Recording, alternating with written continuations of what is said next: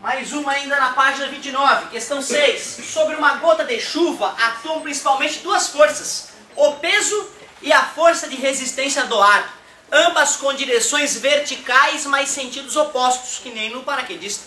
A partir de uma determinada altura h em relação ao solo, estando a gota com velocidade v, estas duas forças passam a ter mesmo módulo, igual ao paraquedista. Considerando a aceleração da gravidade constante, é correto afirmar que é graças à força da resistência do ar que a cada chuva na Terra não tem um massacre aqui na Terra, né? Porque se não houvesse a resistência do ar, a gotinha que cai lá de cima, ela iria acelerando, acelerando, acelerando e ia chegar no chão com uma velocidade absurda e atravessar o crânio das pessoas, certo? Como manteiga. Para quem não sabe, a água pressurizada em alta velocidade é usada para cortar aço na indústria. Tem filmagem lá numa placa de aço, um jato d'água. Sai até faísca, cara. Quando a água em alta velocidade bate no aço, fatiando ele como manteiga. Fala, querida. Mas é por causa do nosso peso? Não, é por causa da velocidade mesmo. Gente, se fosse um inseto pequeno, machucaria isso? Isso, assim, na verdade, assim, ó, todos os animais sofreriam, a própria superfície da Terra sofreria essa força avassaladora. Por que vocês acham que a superfície da Lua é toda empoeirada, toda cheia de pó? Porque há milhões de anos, fragmentos vindo do espaço atingem a velocidade da superfície lunar em alta velocidade, deixando ela daquele jeito que ela é, toda empoeirada, com várias marcas de asteroides. Aqui na Terra, a maioria dos asteroidezinhos pequenininhos são bloqueados pela resistência do ar, não atingem a Terra. Certo? Bacana, né? As crateras são formadas. Sim, as crateras lunares são formadas por choque de corpos contra a Lua. Exatamente. Galerinha, olha só.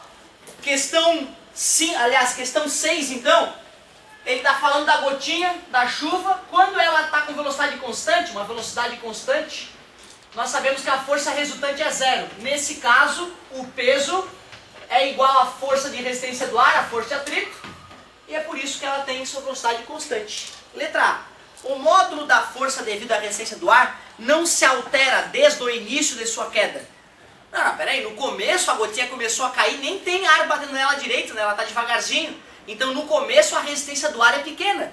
Começa a ter uma grande resistência do ar à medida que ela começa a acelerar, certo? À medida que ela começa a aumentar de velocidade. Tá? Então no começo, como a velocidade é pequena, a força de atrito é pequena, não é sempre igual. O módulo do peso da gota varia durante sua queda. Na verdade varia, porque peso é m vezes g.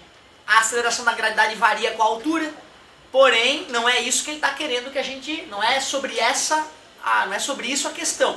Nós consideramos a gravidade na Terra quanto, mais ou menos? 10, mais precisamente. 9,8. Isso pode ser a 1 metro de altura ou a 100 metros de altura. A gente não considera a variação, né, em uma certa faixa de altura pequena. Agora eu vou te dizer, o cara está voando com um avião supersônico. Se ele estiver voando no Equador, o computador vai estar medindo a aceleração da gravidade como 9,75 e vai usar isso para o computador poder governar o avião. Se o cara vai para os polos, onde a gravidade é 9,82, o computador do avião tem que ser reprogramado, regulado para isso. Senão o avião não vai voar direito, olha que loucura.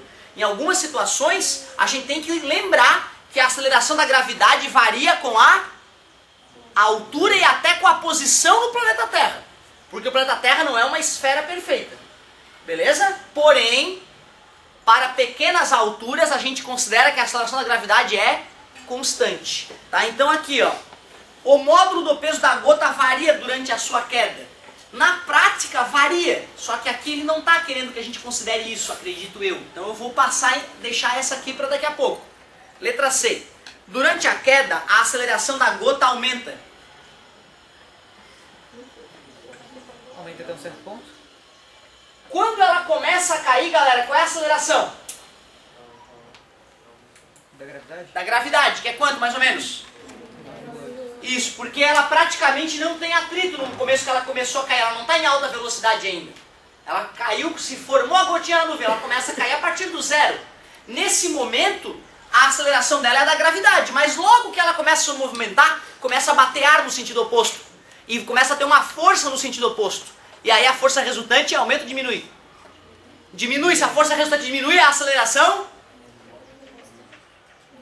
diminui, porque física, meu amor. Do que depende, galera, a aceleração que atua num corpo? Depende da...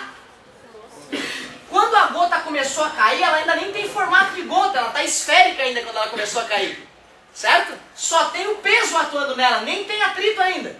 Aí ela começou a cair, na hora que ela começa a cair, ela começa a se deformar, porque tem ar batendo nela. Aí tem força de atrito. No começo a força de atrito é pequena, por quê? Porque ela tem baixa velocidade. À medida que ela começa a aumentar de velocidade, a força de atrito começa a aumentar. À medida que a força de atrito está aumentando, a resultante aumenta ou diminui? Diminui, porque ela está anulando o peso. Já que a força resultante está diminuindo, à medida que a gota cai, a aceleração está diminuindo. Chega até a zero a partir do momento que a gota começa a cair com velocidade constante. Por que a aceleração caiu a zero? Porque nesse caso o atrito está anulando totalmente o peso. Certo? Então a aceleração vai reduzindo à medida que a gota cai, não aumentando. Certo?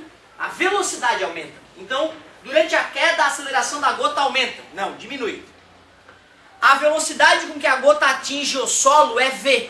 Se ela termina, ó, a partir de uma determinada altura em relação ao solo, estando a gota com velocidade V, essas duas forças passam a ter o mesmo módulo. Se as forças passam a ter o mesmo módulo, a resultante é... E a velocidade fica... Então, realmente, a partir do momento que o peso e a atrito se anulam, a gota passa a ter velocidade V até o final. Por isso, quando ela bate na nossa cabeça aqui, não tem grandes estragos, porque a velocidade já estava estabilizada. Certo? Então, durante a... Aliás, letra D, a velocidade com que a gota atinge o solo é V. Essa questão está indubitavelmente correta.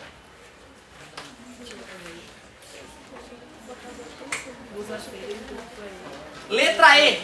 A partir da altura H até o solo, a velocidade da gota vai diminuir. Não porque o peso e o atrito estão estáveis, com o mesmo valor, estão se anulando. Então, continua com a velocidade igual. Eu ainda faria uma observação. Se tu é um cara chato e quer aprender para valer, faria uma observação ali no item B. Na realidade, o peso da gota varia à medida que ela cai, pois a gravidade varia com a altura. Certo? Teve até uma aula que eu te expliquei isso, tá, cara? Teve uma aula que eu cheguei a te mostrar isso. Eu comparei a lei de atração das massas com a força-peso. E te mostrei, quando eu comparei essas duas fórmulas, eu te mostrei que a aceleração da gravidade de um planeta, dito giz, eu te mostrei, comparando essas fórmulas, que a aceleração da gravidade de um planeta depende do gzão m sobre r ao quadrado. O gzão é a constante gravitacional universal. Não é 10 metros por segundo ao quadrado, gente, por favor. O mzão o que é? Massa do planeta. E o r? Raio do planeta. Então a aceleração da gravidade de um planeta depende da massa do planeta e do raio do planeta. Só que quando eu estou numa certa altura em relação ao planeta, a distância até o planeta não aumentou? Se a distância aumentou, a força diminui, a aceleração diminui. Então, ó, para uma certa altura, a aceleração da gravidade fica assim, ó, R mais H ao quadrado. O que é esse H? A altura que tu está em relação ao planeta. Só que o raio do planeta Terra, alguém sabe quanto é? O raio da bolinha onde tu mora. Imagina, tu não sabe o tamanho da tua casa, né? Porra, uma coisa perigosa isso. Quanto? Parabéns, garoto. 6.500 quilômetros. O raio do planeta onde tu mora. 6.500 quilômetros. Pô, aí o cara tá numa altura de 10 metros. Tu acha que vale a pena somar 10 metros em 6.500.000 metros? Em 6.500.000? 6.500.000 metros? Somar 10 vai alterar muita coisa o resultado? Vai alterar em nada, né? Por isso que na questão B a gente admitiu aquela mentirinha ali, ó. O módulo do peso da gota varia durante a sua queda. Varia. A gente não assinalou porque é uma variação ridícula. Faça esse comentário se tu quer ser o melhor, ó, na letra B. Mostra, escreve ali, o peso da gota varia, porém é extremamente pouco. E bota por que varia, escreve essa formulazinha ali, ó, para lembrar que a aceleração da gravidade varia com a altura. Só um professor muito doente mesmo para falar isso. Página 31. Vamos que vamos. Ai, não vou resistir, vou ter que botar umas dessas aí na prova, cara. Tem umas questõezinhas muito bonitas. Não vou resistir.